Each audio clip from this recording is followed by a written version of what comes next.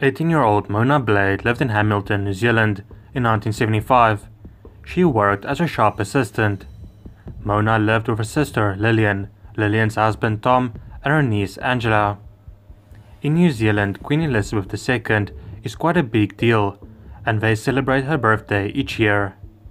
Mona wanted to visit her parents, who lived in Hastings, for the celebration, and she decided to hitchhike. Early morning on the 31st of May 1975, she started hitchhiking. Mona was seen by a truck driver as she got into an orange Datsun, similar to this one, in an area called Taupo. The truck driver would later see the car again on an isolated road, but didn't see Mona still in the car. The driver of the car was described as middle-aged, bald, fat, and possibly wearing glasses. Her parents didn't know she was coming, since it was a surprise visit. That meant her family was only informed that she was missing 3 days after she was last seen.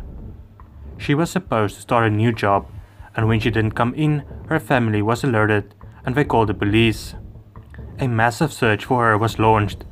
Not a lot of people go missing in New Zealand, so this was massive news. Mona was described as 5 feet 6 inches, with a fair complexion, honey brown hair and blue eyes. Hundreds of leads came in immediately, placing her in many different places. The lead that was mainly followed up at first was that of the truck driver that saw her climb into the Datsun.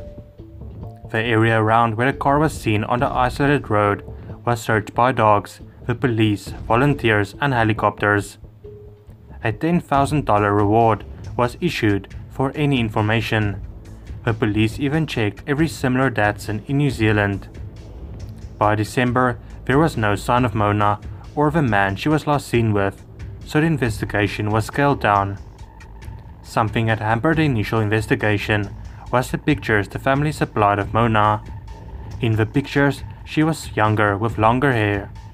When she disappeared, she had much shorter hair. Each time the police spoke to the truck driver, he would change some details of his story. This caused the police to believe he was being influenced by what he heard and read about the case. This meant that the initial investigation looking for suspects in a Datsun might have been a complete waste of time. A year after she disappeared, Mona's father, Peter Blades, spoke about a hard time his family is going through. They received lots of letters saying bad things about them and Mona. There was even a woman who claimed Mona was taken by wicked scientists who wanted her brain cells. There were a couple of confirmed suspects, such as a man that rented a Datsun, like the one she was seen in, possibly by the trucker if he was being truthful. The man rented a Datsun on the day she disappeared, and 2 weeks later he ended his own life and the life of a student. It also became known to the police that Mona had connections with gangs, and that maybe a gang member could be involved with her disappearance. In 2004, the police believe they finally solved her disappearance. They came across a shallow grave that had a piece of concrete with the name Mona Blades on it. It turned out the previous owner of the property inscribed the name on the concrete and dug the grave as a joke in 1998. In 2005, Mona's brother Tony Blades told the Daily Post his family had not talked to the media during the previous 30 years about their feelings because it was too hard on them, especially their mother, who was then in her 80s, and her father had passed away not knowing his daughter's whereabouts. In 2018, her case was featured on a show called Cold Case. The detectives they used re-examined the original files, hoping to find new leads.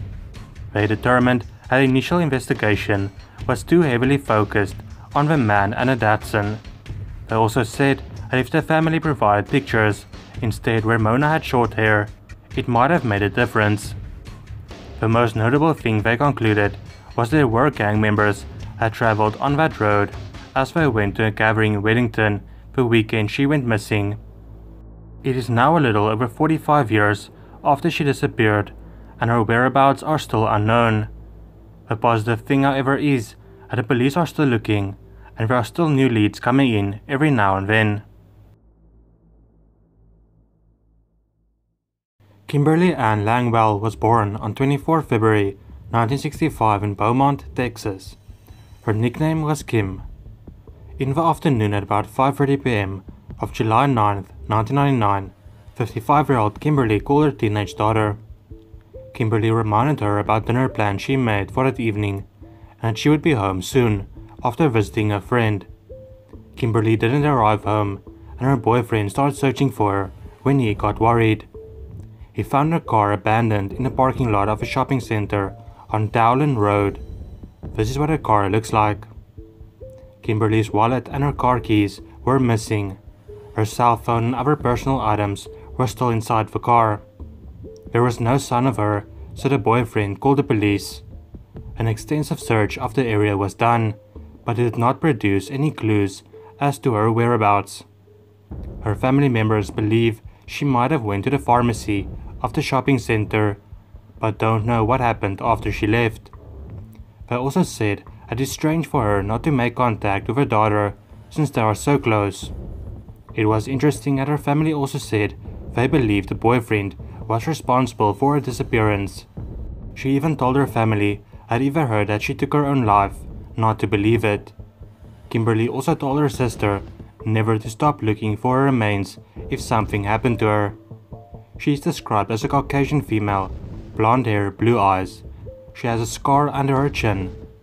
She has a reddish-purple birthmark on her middle to lower portion of her back, and her ears are pierced.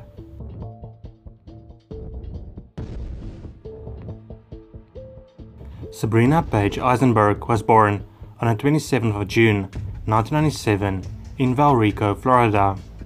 When Sabrina was 5 months old, on November 24, her mother Marlene Aisenberg woke up at 6 a.m. and went to her kitchen.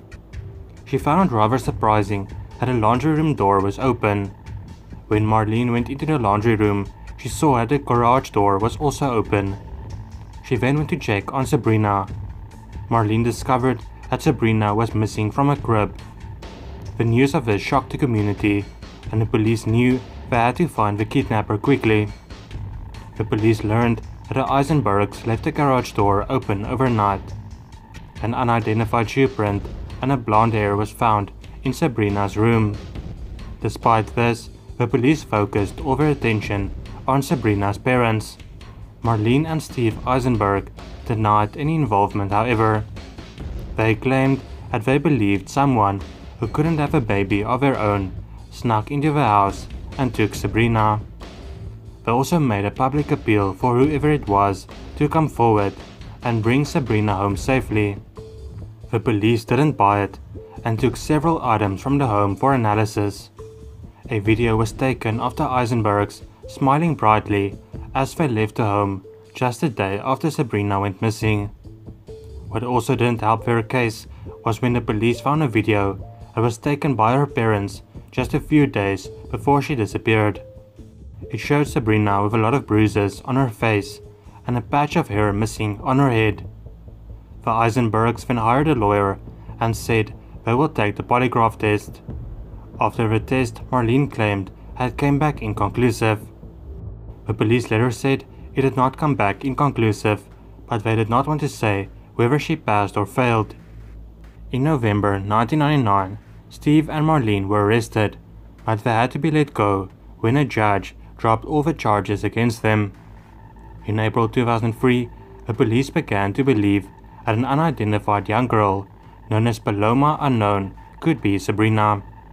DNA testing was done, but it was confirmed that this little girl is not Sabrina, unfortunately. In 2017, a 20-year-old woman contacted the Aisenbergs using Facebook. She believed that she might be Sabrina. She claims that there are no records or photos to document the first 5 months of her life.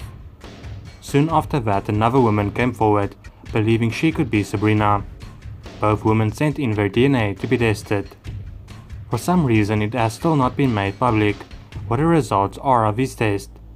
People have pointed out that if one of these women was Sabrina, the media would have been all over this case by now.